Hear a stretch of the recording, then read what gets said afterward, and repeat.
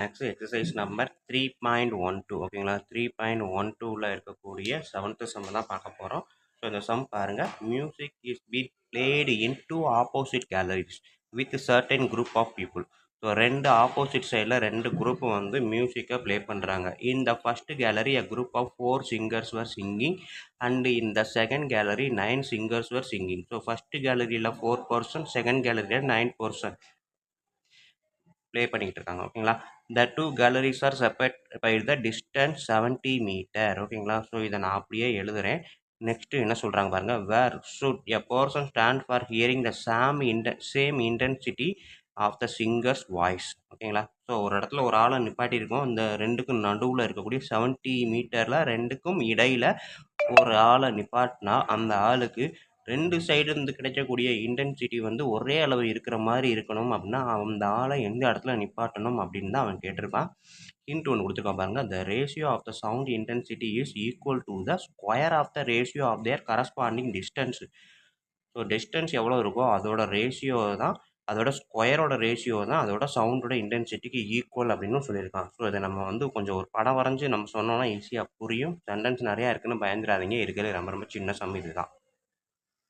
So இப்போ gallery 1 gallery 2 இங்கே 4% play பண்ணுறாங்க, இங்கே 9% ப்ளே பண்ணுறாங்க. ரெண்டுக்கும் இடையில உள்ள டிஸ்டன்ஸு பார்த்தீங்க அப்படின்னா இங்கேருந்து இங்கே வரைக்கும் எவ்வளவு அப்படின்னு பார்த்தீங்கன்னா 70 மீட்டர் அப்படின்னு கொடுத்துட்டான் ஓகேங்களா.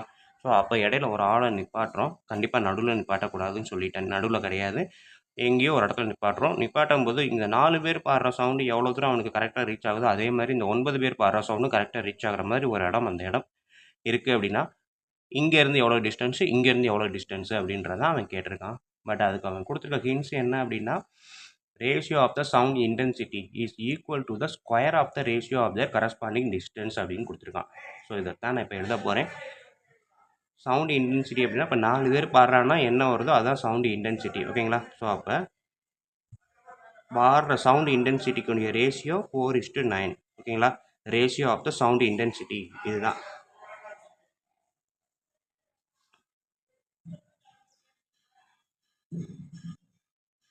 Ratio of the sound 4:9. அடுத்தது ரேஷியோ ஆஃப் த டிஸ்டன்ஸு.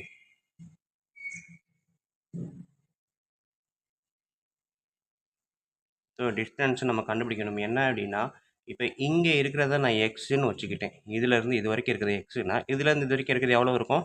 மொத்தம் 70. 70ல் எக்ஸு போச்சுன்னா மீதி என்ன இருக்கும்? 70 மைனஸ் எக்ஸு. ஸோ இதுதான். ஸோ அப்போ 4 பேருக்கு பக்கத்தில் இருக்கிறது எக்ஸ் ரேஷியோ அப்படின்னா அவன் வந்து 70 மைனஸ் எக்ஸ் ஓகேங்களா. ஸோ இதுதான் வந்து ratio of the sound, ratio of the distance. அவன் கொடுத்துருக்க ஹிண்ட்ஸு நல்லா என்னோட பார்த்துக்கோங்க. Sound intensity is equal to the square of the ratio of their corresponding distance ஓகேங்களா. ஸோ அப்போ இதோட ஸ்கொயரும் இதோடதும் ஈக்குவல் அப்படின்னு கொடுத்துருக்குறான். ஸோ அதான் எழுத போகிறேன். 4:9 ஈக்குவல் டு இதோட ஸ்கொயர் இஸ்டு 70 மைனஸ் எக்ஸோட. ஸோ இந்த ரெண்டு ரேஷியோவுக்கும் ஈக்குவல் ஓகேங்களா. ஸோ இது இருக்குது நம்மளுக்குரிய ரேஷியோ கான்செப்ட். இந்த ரேஷியோவை பொறுத்த வரைக்கும் எப்படி எழுதலாம் அப்படின்னா உள்ளே இருக்கு இல்லையா, இதையும் சேர்த்து மல்டிபிள் பண்ணலாம். இது ரெண்டும் மல்டிபிள் பண்ணுறது இது ரெண்டையும் மல்டிபிள் பண்ணுறதுக்கு ஈக்குவல் ஆகும் ஓகேங்களா. ரேஷியோவை பொறுத்த வரைக்கும் உள்ள இன்டீரியராக இருக்கக்கூடிய ரெண்டையும் மல்டிபிள் பண்ணால் எக்ஸ்டீரியர் இருக்கக்கூடிய ரெண்டையும் மல்டிபிள் பண்ணுறதுக்கு ஈக்குவல். ஸோ இதுதான் ரேஷியோ கான்செப்ட். ஸோ அப்போ நான் இதை எப்படி எழுதுறேன்? 9x² equal to 4 × 70 minus X whole square எழுதலாமா? இது ரெண்டையும் மல்டிபிள் பண்ணுறேன், இது ரெண்டையும் மல்டிபிள் பண்ணுறேன், ரெண்டையும் ஈக்குவல் பண்ணுறேன். 9x² நான் எப்படி எழுதலாம்? 3x ஹோல் ஸ்கொயர் எழுதலாமா? இதை வந்து 2 × 70 மைனஸ் எக்ஸ் ஹோல் ஸ்கொயர் எழுதலாமா? 4 2 ஸ்கொயர்னு எழுதி இந்த ஸ்கொயரை வெளியே கொண்டு வந்துட்டேன். 9 3ன்னு எழுதி இதோட ஸ்கொயரை வெளியே கொண்டு வந்துட்டேன். ஸோ இப்போ நெக்ஸ்ட் ஸ்டெப்பு என்ன பண்ணுறேன் உங்களுக்கே தெரியும். ஸ்கொயரிங் கேன்சல் பண்ணலாம் ஓகேங்களா. அப்போ 3x equal to 2 × 70 140 minus 2 × x 2x. So அந்த 2x அந்த சைடு வரும்போது 3x ப்ளஸ் 2x ஓகேங்களா. 3x plus 2x equal to 140. So next step என்ன வரும்? 3x plus 2x 5x equal to 140. அப்போ x equal to 140 divided by 5 2 40ல் 8 ஓகேங்களா. So x is equal to 28 metre ஓகேங்களா. ஸோ அப்போ அவன் கேட்டிருக்கிறது என்னது, எவ்வளோ தூரத்தில் அந்த சிங்கர் நிற்கணும் அப்படின்னு இருக்காங்க. ஸோ அப்போ இந்த அப்சர்வர் வந்து ஃபஸ்ட்டு டீம் இந்த கேலரி இல்லையா, ஃபஸ்ட்டு கேலரியிலேருந்து 28 மீட்டரும் செகண்ட் கேலரியிலேருந்து 70 - 20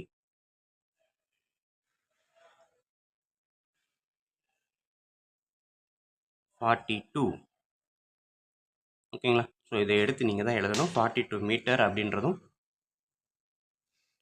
செகண்ட் கேலரிலேருந்து டிஸ்டன்ஸ் அப்படின்னு சொல்லலாம் ஓகேங்களா. ஸோ இது ஈக்குவல் டு 42, இது ஈக்குவல் டு 28.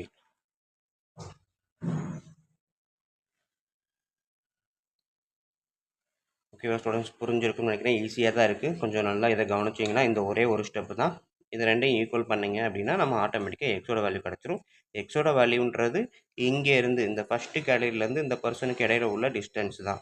அப்போ இந்த பர்சனுக்கும் செகண்ட் கேலரிக்கு மட்டும் உள்ள டிஸ்டன்ஸ் அப்படின்றப்ப 70 - x, ஸோ 42. அதையும் நம்ம எடுத்து எழுதணும். சென்டென்ஸில் எழுதிருங்க ஓகேங்களா.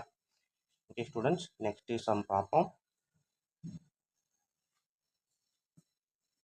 ஓகே, இப்போ நம்ம பார்க்க போகிறது 8th sum. There is a square field whose side is 10 metre ஓகேங்களா. 10 மீட்டர் இருக்கக்கூடிய ஒரு ஸ்கொயரை நான் வரைஞ்சிக்கிறேன். ஒரு சைடு 10 மீட்டர்.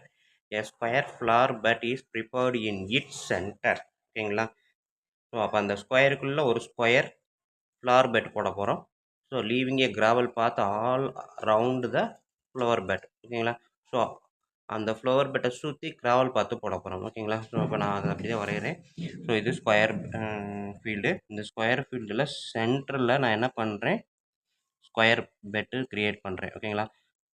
ஸோ சென்ட்ரல்ன்றப்ப இங்கே எல்லாமே ஈக்குவல் டிஸ்டன்ஸில் இருக்கிற மாதிரி தான் க்ரியேட் பண்ணுறேன். ஸ்கொயர் பெட்டு க்ரியேட் பண்ணியாச்சு அப்படின்னு நினச்சிக்கோங்க.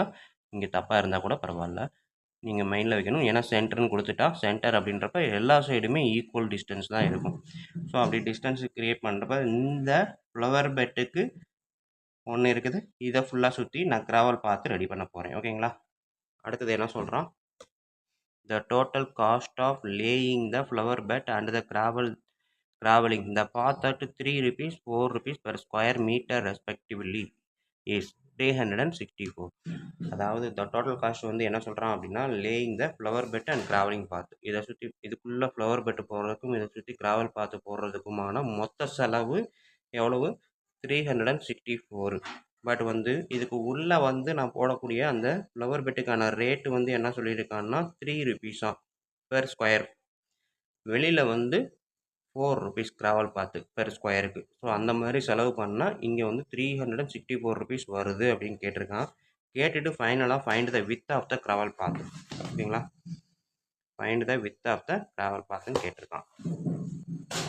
ஸோ வித்துனா இங்கே இருக்கக்கூடிய இதுதான் ஓகேங்களா. ஸோ இது டபிள்யூ, அதே தான் இங்கேயும் இருக்கும். இது டபிள்யூ, அதே தான் இங்கேயும் இருக்கும். இது டபிள்யூ ஓகேவா. ஆல் ஆர் ஈக்குவல், 4 சைடுமே ஈக்குவல். ஸோ இப்போ நமக்கு தெரிஞ்ச ஒரே ஒரு கான்செப்ட், ஒரே ஒரு ஃபார்முலா என்ன அப்படின்னு பார்த்தீங்கன்னா, ஏரியா ஆஃப் த ஸ்கொயர் தான் ஓகேங்களா. இது எல்லாமே ஸ்கொயர் தான். ஸோ மொத்தமாக 364. இப்போ ஃப்ளவர் பெட்டை எடுத்துக்கிட்டிங்க அப்படின்னா, இது ஃப்ளவர் பெட்டுனா இதோட ஹைட்டு எவ்வளவு, இதோட லென்த் எவ்வளவு அப்படின்னு நமக்கு தெரியாது. பட்டு மொத்தமாக இருக்கக்கூடிய ஸ்கொயரு 10. அப்போ நான் அதை வந்து சும்மா எக்ஸ்ன்னு வச்சுக்கிறேன்னு வச்சுக்கோங்க ஓகேங்களா. ஸோ இந்த கொடுத்துருக்கதை அப்படியே ஸ்டேட்மெண்ட்டாக எழுதுறேன். சைடு ஆஃப் த, இதுதான் ஃப்ளவர் பெட் ஓகேங்களா. Side of the flower bed வந்து எக்ஸு அப்படின்னு வச்சுக்கிட்டேன் அப்படின்னா, area of the flower bed என்ன வரும், எக்ஸ் ஸ்கொயர் ஓகேங்களா. ஏன்னா சைடு ஏன்னு கொடுத்தா ஏ ஸ்கொயர் தான் அதோட ஏரியா. அப்போ நெக்ஸ்ட்டு வந்து என்னது, இந்த ஃப்ளவர் பெட்டை ரெடி பண்ணுறதுக்கான காஸ்ட்டு ஓகேங்களா. So cost of the flower bed அப்படின்னு பார்த்தீங்கன்னா சொல்லிட்டான், ஒரு ஸ்கொயர் மீட்டருக்கு வந்து 3 அப்படின்னு கொடுத்துட்டான். அப்போ எக்ஸ் ஸ்கொயர்ன்றப்ப 3x ஸ்கொயர் ஓகேங்களா. ஸோ இன்டீரியர் ஸ்கொயரை முடிச்சிட்டேன். Next side of the gravel path ஓகேங்களா. இன்டர் கிடையாது, side of the gravel path. So இப்போ பார்த்தீங்கன்னா என்டையர் ஸ்கொயருக்கு தான் 10 metre. Side of the gravel பார்த்துனா இப்போ இதுவும் மட்டும்தானே ஓகேங்களா. இந்த எக்ஸ் இல்லாமல் இருக்கக்கூடியது தான். இந்த சைடு எடுத்துக்கிட்டிங்கன்னா கூட நடுவில் எக்ஸு கட் ஆயிரும். ஸோ இங்கே ஒரு டபிள்யூ இங்கே ஒரு டபிள்யூ, இந்த சைடு எடுத்தால் இங்கே ஒரு டபிள்யூ இங்கே ஒரு டபிள்யூ. ஓகேங்களா? ஸோ அப்போ இந்த டபிள்யூ வந்து என்ன பண்ணுறேன் அப்படின்னா மொத்தமே 10. அதுலேருந்து நான் இதை கட் பண்ணலாமா? ஓகேங்களா? ஸோ இதை நான் வந்து எப்படி எழுதலாம் அப்படின்னா 10 - எக்ஸு இப்படியும் எழுதலாம். அப்படி இல்லைன்னா டபிள்யூ ப்ளஸ் டபிள்யூ 2W எழுதலாம். ஓகேங்களா? ஸோ நெக்ஸ்ட்டு வந்து area of the travel path அப்படின்னு பாருங்கள்.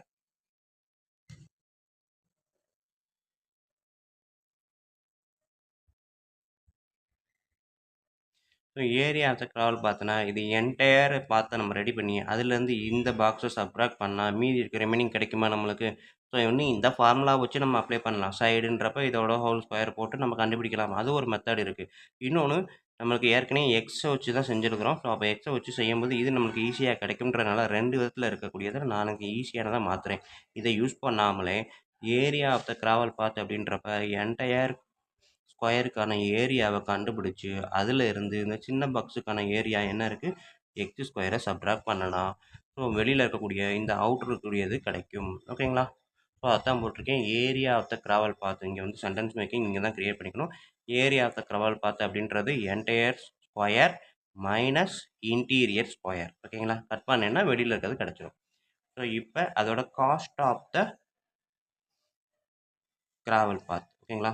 ஸோ காஸ்ட் ஆஃப் த க்ராவல் பாத்து அப்படின்னு பார்த்தீங்கன்னா பெர் ஸ்கொயருக்கு 4. அப்போ மொத்தம் இருக்கக்கூடியது 4 × 10² - எக்ஸ் ஸ்கொயர். ஓகேங்களா? ஸோ இப்போ நெக்ஸ்ட் ஸ்டெப்பு நான் என்ன பண்ண போகிறேன், இதை வச்சு தான் எனக்கு இதுக்கானதை தான் கண்டுபிடிக்க போகிறேன். எக்ஸை மட்டும்தான் கண்டுபிடிக்க போகிறோம். ஸோ இந்த ஈக்குவேஷனை நான் க்ரியேட் பண்ணி எடுத்துக்கிறேன். 4 × 10². 10²ன்றப்ப 100. ஓகேங்களா? 4 × 100 minus 4 × X square equal to என்ன வரும்? 0 தான் வரும். ஓகேங்களா? ஆனால் இதை நம்ம என்ன யூஸ் பண்ண போகிறோம், இங்கே ஒரு ஹிண்ட்ஸ் நம்மளுக்கு கொடுத்துருக்காங்க. 364ன்னு ஒன்று கொடுத்துருக்காங்க. ஓகேங்களா? ஸோ அப்போ 364 அப்படின்றது 4 ருபீஸ் மேனிக்க இதை நம்ம டெவலப் பண்ணதுக்கும் 3 ருபீஸ் மேனிக்க இதை டெவலப் பண்ணதுக்கும் ஆன டோட்டல் ருபீஸ். ஓகேங்களா? ஸோ அப்போ 3x² ப்ளஸ் 4 × சம்திங். ஓகேங்களா? ஸோ இந்த அமௌண்ட்டையும் ஆட் பண்ணால் எனக்கு வரக்கூடிய அமௌண்ட்டு 364 அப்படின்னு கொடுத்துட்டாங்க. ஸோ இப்போ நான் பண்ணுறேன் 3x² மைனஸ் 4x². என்ன வரும்? -x² plus 400 equal to 364. So next step நான் என்ன பண்ணுறேன், இந்த x² அந்த சைடு கொண்டு போனப்போ ப்ளஸ்ஸு, இந்த 400 அந்த சைடு கொண்டு வரும்போது -400. இல்லை அது இப்படியே இருக்கட்டும். x² ஈக்குவல் டு இந்த 364 இந்த சைடு கொண்டு வாங்க. ஸோ 400 - 364. ஓகேங்களா? எதுக்காக அப்படின்னா எனக்கு எக்ஸோட வேல்யூ தான் தேவை. அப்போ எக்ஸை மட்டுமே நான் இங்கே வச்சுக்கலாம், மற்றது தேவையில்லை அப்படின்றப்ப எல்லாத்தையும் ஒரே பக்கம் கொண்டு போயிட்டேன். ஓகேங்களா? எக்ஸ் அங்கிட்டு கொண்டு போயிட்டேன். 364 இந்த சைடு கொண்டு வந்துட்டேன். x² = 400 - 64. ஆன்சர் என்ன வருது? 300. 400லேருந்து 364ல் சப்ட்ராக்ட் பண்ணோன்னா எனக்கு வரக்கூடியது 36. x² = 36. ஓகேங்களா? ஸோ அப்போ நெக்ஸ்ட் ஸ்டெப்பு x = என்ன வரும்? √36 = +or -6. ஓகேங்களா? ஸோ எக்ஸுன்றது ஒன்று +6ஆக இருக்கும், அப்படி இல்லைன்னா -6ஆக இருக்கும். இங்கே நம்ம எக்ஸுன்றது என்னவா சொல்லியிருக்கிறோம்? சைடு. ஓகேங்களா? ஸோ அப்போ சைடு எடுத்துக்கிட்டோம் அப்படின்னா கண்டிப்பாக நெகட்டிவில் வர சான்ஸே இருக்காது. பாசிட்டிவ் வேல்யூ தான். x = 6. ஓகேங்களா? ஸோ இதோட லென்த்து வந்து எவ்வளவு? 6. அவன் என்ன கொஸ்டின் கேட்டால் இந்த ட்ராவல் பாத்தோட வித் என்னன்னு கேட்டிருக்கான். ஸோ இதை பார்த்தீங்கன்னா என்டையராக 10. இங்கேருந்து இங்கே வரைக்கும் 10. இதுலேருந்து இது வரைக்கும் மட்டும் 6. ஸோ இந்த சைடில் எடுக்கலாமா? So side of the travel பார்த்து 10 - எக்ஸ்ன்னு போட்டு வச்சுருக்குறோம். ஸோ 10 - எக்ஸுக்கு பதிலாக 6 ஈக்குவல் டு 4. ஓகேங்களா? ஸோ இதுதான் சைடு ஆஃப் த ட்ராவல் பார்த்து வந்து எவ்வளவு? 4 மீட்டர். ஓகேங்களா?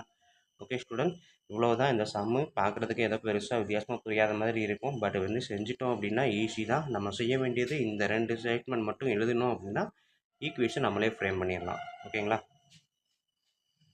ஸோ இந்த கொஸ்டினை பொறுத்த வரைக்கும் வித் ஆஃப் த ட்ராவல் பாத்து அப்படின்றப்ப எவ்வளவு? 4 மீட்டர். ஓகேங்களா? ஸோ இந்த இடத்துல 2W கூட தேவையில்லை, எனக்கு கன்ஃபியூஸ் ஆயிடுவீங்க. 10 - x = 10 - 6 = 4 மீட்டர். நெக்ஸ்ட் சம் பார்ப்போம்.